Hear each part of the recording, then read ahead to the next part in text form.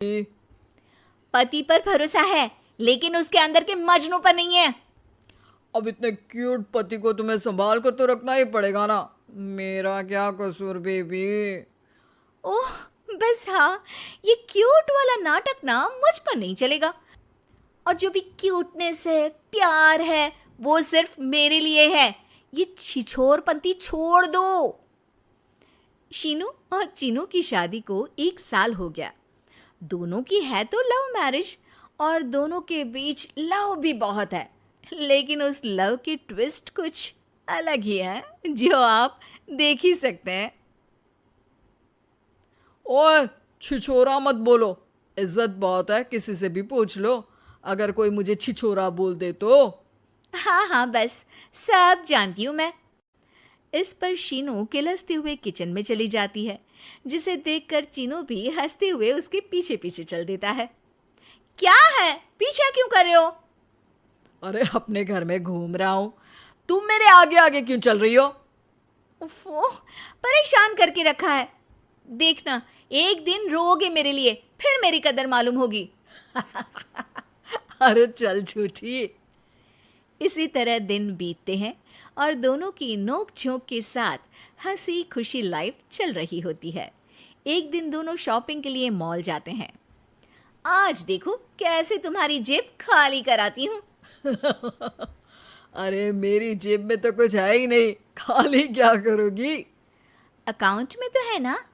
अरे ठीक है, जा शीनू जा, जी ले अपनी जिंदगी। मैं वॉशरूम होकर आता हूँ।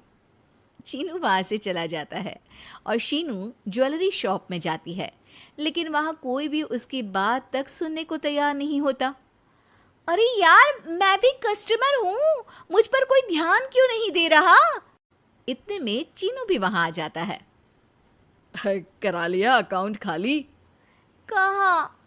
देखो ना, कोई मेरी बात तक नहीं सुन रहा, सब बिजी हैं। ऐसा क्या? Excuse me, can you please? Chinu के इतना बोलते ही अटेंडेंट तुरंत उसके पास आ जाती है, जिसे देखकर शीनू हैरान रह जाती है। हैरान तो ऐसे हो रही हो जैसे अपने पति को जानती ही नहीं। हाँ हाँ, बिल्कुल, मजनू को कैसे भूल सकती हूँ? पर मजनू अब शादीशुदा है, ये मत भूले। शीनू अपनी शॉपिंग कंटिन्यू करती है और कुछ देर बाद सारी शॉपिंग खत्म करके दोनों कॉफ़ी पीने जाते हैं, जहाँ चीनू को रिया मिलती है, जो मिलती ही चीनू को गले लगा लेती है। ओह हाय चीनू, कितने टाइम बाद देखे। आज भी बिल्कुल वैसे ही क्यूट हो, जिसे देखते ही दिल फिसल जाए। इस पर चीनू शीनू को देखकर तुरंत रिया को दूर करते हुए कहता है, अरे रिया, मीट माय वाइफ शीनू। और शीनू, ये रिया है, कॉलेज फ्रेंड। अच्छा, शादी कर ली?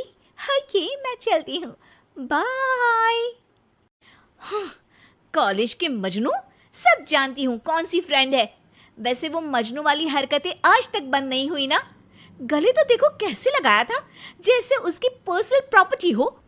भूलो मत, तुम सिर्फ मेरी प्रॉपर्टी हो, और इस प्रॉपर्टी पर किसी ने नजर डाली या तुमने किसी को देखा भी तो दोनों की आंखें नोच लूंगी।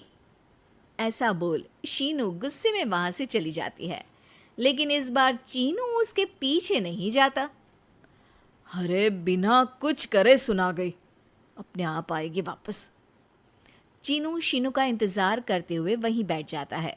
इसी तरह कुछ घंटे बीत जाते हैं, लेकिन ना शीनू वापस आती है और ना ही उसका फोन आता है, जिस पर चीनू घर पहुंच जाता है, पर शीनू वहां भी नहीं होती। ये सब देख वो बहुत परेशान हो जाता है। अरे ये कहाँ गई? इतनी देर हो गई, अभी तक तो उसे वापस आ जाना चाहिए था। चीनू सभी रिश्तेदारों और दोस्तों को कॉल करना शुरू करता है, पर कहीं से भी शीनू का कुछ पता नहीं चलता। कहीं गुस्से में इधर उधर तो नहीं निकल गई? अरे पर जाएगी कहाँ? पूरा दिन बीत जाता है, लेकिन शीनू की कोई खबर ना मिलने पर अब चीनू उसे ढूंढने बाहर निकलता है। अरे कहीं उसे कुछ हो तो नहीं गया? नहीं नहीं, मेरी शीनू को कुछ नहीं हो सकता। कुछ समझ में नहीं आ रहा, कहाँ जाऊँ, कहाँ ढूंढूं उसे? अब चीनू सभी पड़ोसी और आसपास के मार्केट में ढूंढ आता है, पर कुछ पता नहीं चलता। पूरा एक दिन बीत जाता है। चीनू परेशान होकर आसपास के सब अस्पताल में भी चेक करने लगता है, लेकिन हर जगह से हताशा ही मिलती है। मैंने क्या कर दिया? वो मुझे अच्छे से जानने के बाद भी मुझसे कितना प्यार करती है, और मैंने इस मजाक मस्ती में अपने प्यार को खो दिया। गुस्से में न जाने क्या कर बैठी होगी। अब उसे कैसे बोलूं कि मैं उससे कितना प्यार करता हूँ? लगता है मुझे पुलिस कंप्लेंट करनी चाहिए।